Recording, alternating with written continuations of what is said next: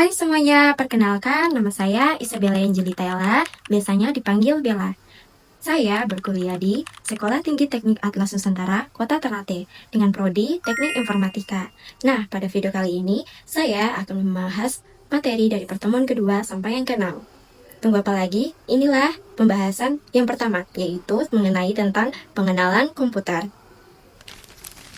Pengenalan komputer. Apa itu komputer? Kata komputer berasal dari bahasa Latin komputer, yang berarti menghitung. Pada awalnya, komputer memang berfungsi sebagai alat hitung manual, seperti sempoa. Namun, seiring perkembangan teknologi, komputer berevolusi menjadi mesin elektronik canggih yang dapat melakukan berbagai macam tugas. Komponen komputer. Yang pertama, yaitu hardware atau perangkat keras. Hardware adalah komponen fisik komputer yang dapat kita lihat dan sentuh. Beberapa komponen hardware yang penting antara lain, yang pertama yaitu CPU atau Central Processing Unit, merupakan otak komputer yang bertugas memproses instruksi dan data. Semakin tinggi kecepatan CPU, semakin cepat pula komputer dalam menjalankan program. Nah, istilah dalam prosesor. Yang pertama yaitu clock speed. Kecepatan prosesor melakukan instruksi per detik. Semakin tinggi gigahertz, semakin cepat prosesor bekerja. Yang kedua, multi-core prosesor. Prosesor yang memiliki lebih dari satu inti atau core, semakin banyak core, semakin banyak tugas yang bisa dijalankan secara bersamaan. Yang ketiga, ada multi-threading. Teknik yang memungkinkan satu core menjalankan beberapa alur tugas atau thread, sekaligus sehingga proses lebih efisien dan responsif. Yang keempat, parallel computing. Pemrosesan banyak tugas secara bersamaan dengan memanfaatkan beberapa core atau beberapa komputer sekaligus. Yang kelima, grid computing. Kerjasama banyak komputer berbeda lokasi untuk menyelesaikan satu pekerjaan besar, seperti riset atau perhitungan kompleks. Sistem on-chip adalah sebuah chip tunggal yang sudah berisi berbagai komponen penting komputer sekaligus, seperti CPU, GPU, RAM, modem, dan pengontrol lainnya. Tujuannya membuat perangkat lebih kecil, hemat daya, dan lebih cepat seperti pada smartphone dan tablet. Nah, kemudian ada memori. Bagian dari sistem komputer yang berfungsi untuk menampung atau menyimpan data maupun program. Berdasarkan fungsi dibagi menjadi dua. Yang pertama, primary memory. Dipergunakan untuk menyimpan data dan instruksi dari program yang sedang dijalankan. Yang kedua, secondary memory. Dipergunakan untuk menyimpan data atau program biner secara permanen. Nah, memori jenis lain, antara lain yaitu register. Memori paling kecil dan paling cepat di dalam prosesor. Digunakan untuk menyimpan data, sementara saat prosesor sedang menghitung. Yang kedua ada cache memory. Memori berkecepatan tinggi yang menyimpan data yang sering digunakan agar prosesor bisa mengaksesnya lebih cepat daripada harus mengambil dari RAM. Nah, kemudian ada storage. Storage adalah komponen yang menyimpan data secara permanen. Jenis-jenis storage ini yang diumumkan digunakan antara lain yang pertama, hard disk drive atau HDD. Jenis storage tradisional yang menggunakan piringan magnetik untuk menyimpan data. Yang kedua ada solid state drive atau SSD. Jenis storage yang lebih baru dan lebih cepat daripada hard disk, menggunakan memori flash untuk menyimpan data. Kemudian yang terakhir ada flash disk. Perangkat penyimpan portable yang menggunakan memori flash. Semakin besar kapasitas storage, semakin banyak data yang dapat disimpan. Kemudian ada input dan output devices. Nah, input devices, perangkat yang digunakan untuk memasukkan data atau perintah ke dalam komputer. Contohnya, keyboard, mouse, scanner, kamera, dan mikrofon. Kemudian output devices, perangkat yang digunakan untuk mengeluarkan informasi dari komputer dalam bentuk yang bisa dilihat, didengar, atau dicetak. Seperti contohnya monitor, speaker, printer, dan proyektor. Berikutnya kita akan membahas mengenai software dan brainware. Software adalah program dan instruksi yang mengatur kerja komputer. Software tidak dapat dilihat secara fisik. Jenis-jenis software yang umum digunakan antara lain, yaitu sistem operasi, software yang mengontrol dan mengelola seluruh hardware dan software komputer, contohnya seperti Windows, macOS, dan Linux. Kemudian yang kedua ada aplikasi. Aplikasi software yang dirancang untuk menyelesaikan tugas tertentu, seperti pengolah kata, spreadsheet, dan browser web. Kemudian yang ketiga ada bahasa pemrograman, software yang digunakan untuk membuat program komputer baru. Sedangkan brainware adalah pengguna komputer yang memberikan instruksi dan mengoperasikan komputer. Kalian brainware menentukan efektivitas penggunaan komputer. Brainware harus memahami cara kerja komputer juga.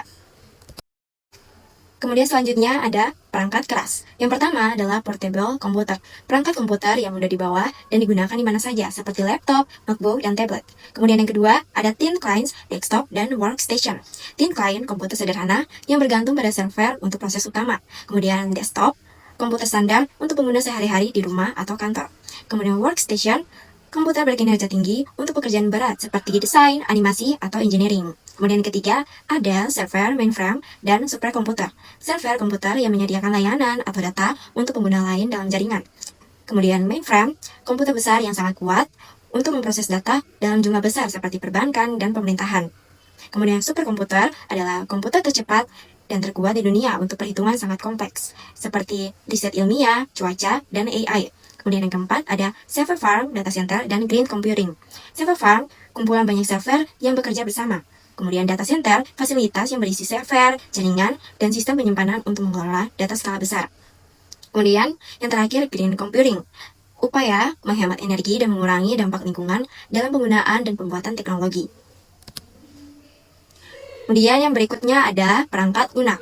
Perangkat lunak atau software adalah program yang memberi perintah kepada komputer agar dapat menjalankan tugas tertentu. Yang pertama ada sistem software. Dalam sistem software ini ada 3, yaitu yang pertama ada operating system atau OS, pengelola utama perangkat keras dan aplikasi seperti Windows dan Android. Kemudian ada middleware, penghubung antara aplikasi dan sistem, misalnya software server. Kemudian yang ketiga yaitu ada utilities, program pendukung seperti antivirus, pengelola file, dan backup. Kemudian yang kedua ada fungsi OS. Nah, fungsi OS ini yang mengatur perangkat keras, menjalankan aplikasi, mengelola memori, mengatur file, dan menjaga keamanan sistem. Kemudian yang ketiga ada application software, program yang dibuat untuk melakukan tugas tertentu seperti office, editing, game, dan aplikasi mobile. Dan kemudian ada bahasa pemrograman. Bahasa pemrograman yang untuk menulis program misalnya seperti Python, Java, C++, dan JavaScript. Kemudian isu dalam software yaitu software bug, kesalahan dalam program yang membuat software berjalan tidak sesuai. Kemudian ada copyright dan lisensi, yang dimana hak cipta melindungi software, lisensi menentukan aturan penggunaan software. Kemudian freeware, software yang bisa digunakan gratis, tetapi biasanya tidak boleh dimodifikasi. Kemudian ada open source software, software dengan kode sumber terbuka yang boleh dilihat, diubah, dan dibagikan oleh pengguna. Nah, kemudian ada basis data. Pengertian basis data yaitu basis data adalah kumpulan data yang terorganisasi sehingga mudah disimpan, dikelola, dan diakses. Kemudian ada fundamental data, konsep dasar bahwa data harus terstruktur, akurat, dan dapat digunakan kembali. Kemudian ada entitas, atribut, dan key. Nah, entitas ini objek yang datanya disimpan, misalnya seperti mahasiswa. Kemudian atribut, detail atau informasi tentang entitas, misalnya nama dan name. Kemudian ada key, penanda unik yang membedakan setiap entitas, misalnya name sebagai primary key. Kemudian yang kedua ada pemodelan data. A. Relational database model, model basis data yang menyimpan data dalam bentuk tabel-tabel yang saling terhubung. B. Manipulasi data, proses menambah, mengubah, menghapus, atau mengambil data dari database. Kemudian C. Data cleansing, membersihkan data dari kesalahan, duplikasi, atau inkonsistensi agar data lebih akurat. Kemudian D. SQL database, database yang menggunakan bahasa SQL atau Structured Query Language untuk mengolah dan manipulasi data. Kemudian yang ketiga ada big data. Big data ini adalah data dalam jumlah sangat besar, cepat, dan beragam yang tidak dapat diolah dengan cara tradisional dan membutuhkan teknologi khusus. Materi selanjutnya yaitu e-commerce, konsep e-commerce dan m-commerce. Electronic commerce adalah transaksi jual beli barang atau jasa melalui internet menggunakan komputer atau perangkat digital.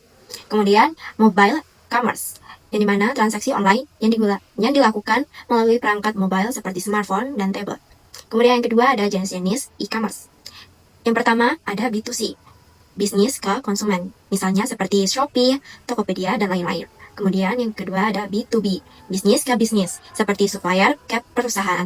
Kemudian yang ketiga ada C2C, konsumen ke konsumen, misal marketplace, pre-love. Kemudian ada C2B, yaitu konsumen menawarkan jasa atau produk ke perusahaan, atau bisa disebut freelancer. Kemudian yang terakhir ada G2C atau G2B, yang dimana layanan pemerintah ke warga atau bisnis. Kemudian yang ketiga ada penerapan e-commerce dan m-commerce, digunakan dalam retail, grosir, pemasaran, promosi, penjualan mobile, personalisasi belanja, perbandingan harga, retargeting, serta layanan keuangan seperti perbankan dan investasi. Yang keempat, yaitu sistem pembayaran, yang mendukung berbagai metode seperti e-wallet, mobile banking, kartu debit atau kredit, transfer bank, COD, dan payment gateway. Kemudian yang kelima, ada keamanan pembayaran. yang menggunakan enkripsi, OTP, autentikasi dua faktor, SSL, proteksi fraud, dan sistem verifikasi untuk menjaga transaksi tetap aman. Jadi, kesimpulannya, komputer adalah perangkat yang digunakan untuk mengolah data menjadi informasi dengan bantuan perangkat keras dan perangkat lunak. Perangkat keras mencakup komponen fisik seperti prosesor, memori, penyimpanan, dan berbagai perangkat input-output yang memungkinkan komputer bekerja. Sementara itu, perangkat lunak meliputi sistem operasi dan aplikasi yang memberi perintah agar komputer dapat menjalankan fungsinya. Dalam pengolahan data, basis data berperan penting sebagai tempat penyimpanan data yang terstruktur, sehingga data dapat diakses, dikelola, dan dianalisis dengan mudah. Pemodelan data, SQL, dan proses pembersihan data membantu menjaga kualitas dan keteraturan informasi. Kemudian perkembangan teknologi juga mendorong munculnya e-commerce dan m-commerce yang memanfaatkan jaringan internet untuk melakukan transaksi digital, menyediakan layanan yang lebih cepat, praktis, dan luas. Sistem pembayaran digital serta keamanan transaksi menjadi faktor pendukung untuk keberhasilan layanan ini.